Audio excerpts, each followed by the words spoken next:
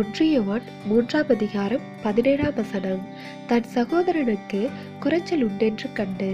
கிறிஸ்துவுக்குள் அன்பானவர்களே, நம்முடைய ஜெபங்களை கேட்கும் தேவன் அந்த ஜெபங்களுக்குரிய நன்மைகளாகிய பதிலை நம் மூலமாகவும் பிறருக்கு செய்ய முடியும்.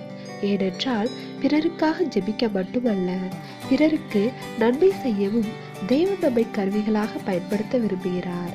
எருசலேம் சபையினர் பொருளாதார குறைவினால் பெரிதும் பாதிக்கப்பட்ட போது மக்கதோனிய நாட்டு சபையினர் உங்களுக்காக ஜெபிக்கின்றோம் என்று மட்டும் கூறாமல் அவர்களுக்காக பல சிரமங்களுக்கு நடுவிலும் மிகுதியாக பண உதவி செய்தார்கள்.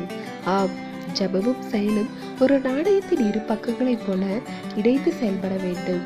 எல்லோருக்கும் எல்லா நேரங்களிலும் நம்மால் உதவ முடியாது என்பது உண்மைதான்.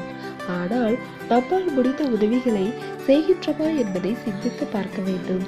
நாம் உண்மையாகவே பிறருக்காக மனமாறமுடையவர்களாய் இருப்பின், பிறருக்காக தேவனிடம் மன்றாடுவதோடு தேவனுடைய அன்பில் நமக்கு தேவன் தந்துள்ள வாய்ப்புகளின் அடிப்படையில் முடிந்த உதவிகளை செய்கின்றவர்களாய் இருக்க வேண்டும். தேவனுடைய கிருபையும் இரக்கமும் நம் அனைவரோடும் இருப்பதாக. ஆமென்.